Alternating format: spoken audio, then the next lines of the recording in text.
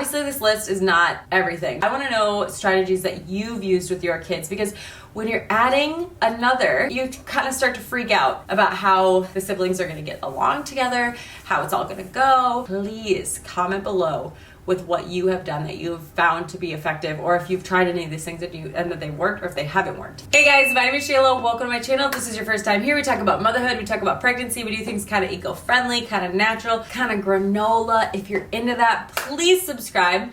I'd love to have you. If you're not into that, you're still welcome here. This is a judgment-free zone. If you don't do the things I do, great. If you're not new here, welcome back. I have an Instagram, Hey Shayla, a podcast, Hey Shayla. I have a 3.5-year-old and a 1.5-year-old, and I am pregnant with our third. I am 18 weeks this week. Today, I'm going to talk to you about, this sounds so like cheesy textbook, fostering sibling relationships. The gist is how to get your kids to like each other. And I'm going to start by saying I'm not an expert. I nerd out on like learning about motherhood, which is why I created my podcast, so I could interview the gurus and like have them talk about it all. But I do a lot of audiobooks, and I listen to a lot of audiobooks.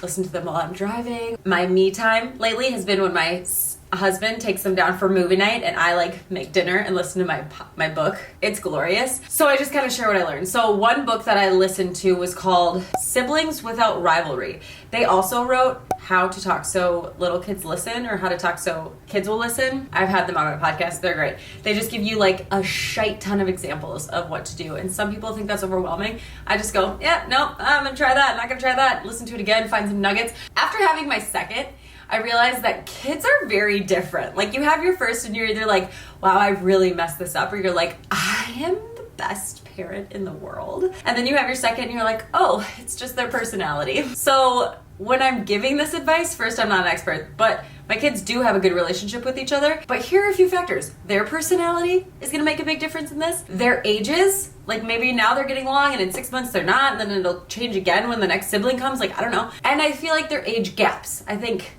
closer together can be good or bad. They might get along better, but they might not have the same interests. So like, take all of this with a grain of salt. But I did want to share the things that really worked for us. So for us, like I said, I have a 3.5-year-old and a 1.5-year-old. They are almost exactly 2 years apart. Their birthdays are a week apart. And my first is like me. Very big, very loud, very friendly. Like, if you kind of upset her, she's just gonna go do something else. She's just like kind of oblivious. She just is like happy. My second, also very happy, much more quiet, much more observant, much more peacemaker. She likes to give hugs. She likes to snuggles. She likes to, if somebody's like not feeling good, she'll go over and be like, are you okay? Like, pat their backs or give them a hug or say she's sorry. So here are a couple things that I did. This one I think is a personality thing, because my second does this, but my first does not. So I try and have them bring things to their siblings. So if we do vitamins in the morning, this was not even teed up. I did need to talk about Haya, but I wasn't planning on doing it here. If you have a 2 or 2+ year old, Haya vitamins are everything. I did not know that kids needed a multivitamin, and I'm so glad that I found Haya. There is 0 sugar in these. There is 12 fruits and veggies, which is perfect for a picky eater. With your first order, you get 50% off. You go to hayahealth.com/HeyShayla. It'll automatically apply. You get this refillable container. You get stickers to decorate this thing with, and then every month you get an eco-friendly refillable to fill it up. They are these tablets, so they're not like gummy, they're just these tablets. My kids love them. In the morning they'll go, oh mom, we forgot to take our vitamins. So if you're interested in getting multivitamins for your kids that they will love, that you will feel good about, eco-friendly, I was giving them like vitamin D and zinc and different things like that to help with their immune system. And then I looked at the ingredients in this and it has everything that I was giving them. So obviously I stopped giving them the extras, but I was stoked that they were all already in here. hayahealth.com/HeyShayla. Go get yourself some. You will not regret it. And we've been significantly less sick than we have ever been. So Haya Health. But what I was saying is, if I am giving these to have different vitamins for my number 2, I will give her hers, and then I'll say, can you bring this to Aaliyah? And have her bring Aaliyah the vitamin. Or if I'm making snacks, I'll make 2 snacks. This one's Ezzy's, this one's Aaliyah's. Can you bring this to her? And then she will bring her snacks. I try and do that with my first, and she just is like, no, you bring it. But I try to get them to have the possession in their hands and go bring it to their sibling to share. I do not make my kids share. Whoever has the toy first gets to keep the toy. So if my first has this and my second wants it, the second needs to go find something to trade with her. She's not just going to give it up. Or she could take turns. So if they're like, Mom, she took my toy, I would say, well, can you ask her for it? Because most of the time, that's what it takes. Hey, Ezzy, can I have that? Sure. Sometimes she says no. And I say, oh, she said no. So we either gotta find something else to play with, or we can wait our turn until she's finished. Or you could try and find something she wants to trade with you. Again, I just try and like help them figure it out amongst themselves. This is another thing that I've learned. So ultimatums, which I've always felt like icky about, like if you don't put your shoes on, we're not going. That's an ultimatum. It's a little bit of a threat. Like if you don't do this thing, we're not doing this thing. And it feels icky to me. Well, first of all, you have to make sure that whatever you're ultimating, you're willing to follow through on. If you're not actually gonna not go if they don't put shoes on, never say it. Never say it. You have to be fully prepared to not do the thing. If you just want to switch up all the ultimatums, I just learned this and I think it's genius. It's kind of tricky for me to figure out sometimes, but it's sequencing instead of ultimatums. So instead of, if you don't put your shoes on, we're not going, you say, okay, first we're gonna put on your shoes, then we can go outside, then we need to get in the car. And it kind of gives them the power of like, okay, here's what we're gonna do, and you need to do it. That might not be the best example, but it's for strong-willed kids. Because sometimes they say no, and you're like, well, now what do I do? So giving them a sequence of, I think her example was, she overheard someone be like, if you don't knock it off, we're never coming to Target again, which is obviously an empty threat. But she said that with her kids, she did, first we're gonna grab our groceries, then we're gonna go outside, then we can giggle and laugh as loud as we want out in the parking lot. It kind of gives them like something to look forward to instead of just like, knock it off or we're never coming to Target again. I'm still working on that, but I thought that was a really good one. If my second needs help with something that I know that my first can do, like opening a marker, she'll be like, help me. I'll be like, I think sis can help you with that. Sis, can you help her open her marker? And I, again, just try and keep the relationship to them. And I'm not trying to be like absent. I'm just trying to teach them how to work together and problem solve together. This is one that I already talked about, but if they're tattling and they're like, Mom, she took my whatever, I will go, did you ask her for it? And then I'll hear her go to the other room and be like, hey, can I have that? And if they say no, then I'll go get involved and be like, this is what she was playing with. What do you want to play with? So that I'm not just taking something, but I'm replacing it. Okay, no, she was playing with this and you took it from her. That's not fair. You can play with this. And I give her something else. And then finally, one of the last things that I do is I ask for space. Usually it's my first who's just so intense in my second space. Like she could be upset and she's just like, Bessie, let's go do that. Blah, blah, blah. And I'll be like, hey, can you give her a little bit of space right now? Or if my first is having a meltdown and my second's trying to comfort her and she does not want to be comforted, I'll say, Ez, can you give her a little space right now?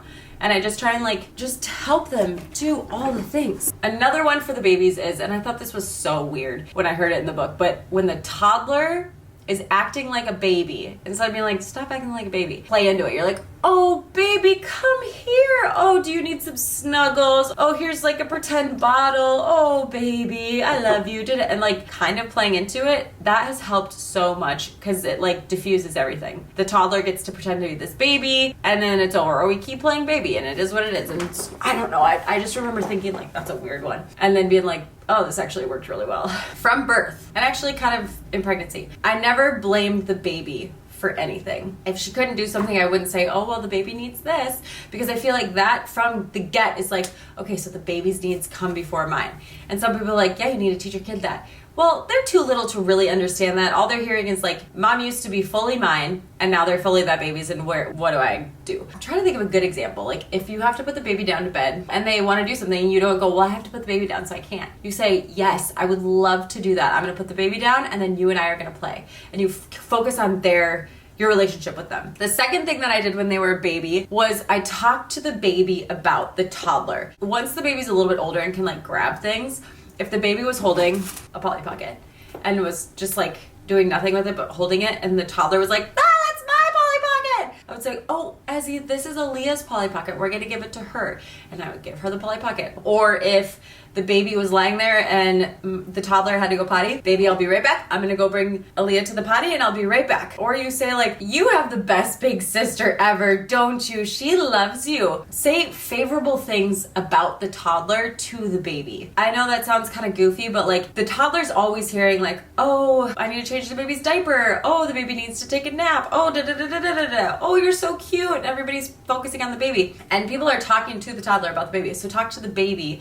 about the toddler. If the baby was holding the Polly Pocket and the toddler was like, I want my Polly Pocket, try to always make them in charge if they're like arguing and they're negotiating, and clearly they're too little to do it, but I would give them the tools to figure it out, and it's worked later on. So let's say that the baby's just like holding this, they can't even walk, but they're just holding this, and the toddler's freaking out because they want their Polly Pocket.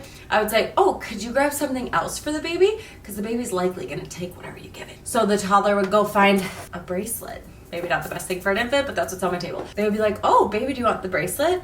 And then the baby would grab this, the toddler could have the Polly Pocket. Now I just taught the toddler, you need to exchange something with the baby. You can't just take it from her, like exchange something. So now my oldest will do that. She'll like go find something, she'll be like, oh, Ez, do you want this instead? And try and negotiate with the baby instead of coming to me and be like, Mom, you took my thing, which still happens sometimes, but I try and make them kind of sort it out. The baby was always in a carrier. Some babies don't like carriers, so this isn't gonna work for you, but this was perfect. Baby was happy because she was with mom. Mom was happy because she was hands-free. Toddler was happy because baby's just attached to me, but I'm not like interacting with baby. I am interacting with toddler. I'm playing with them. I get to do all the things that baby just like is along for the ride. Baby would fall asleep, wake up, just super chill. I used Secura Bloom's carriers, but Wildbird just came out with one called Ariel. If you go to heyshayla.com/wildbird, you can find it. It's cheaper than the Secura Bloom ones, and I literally lived in this thing. It was my uniform.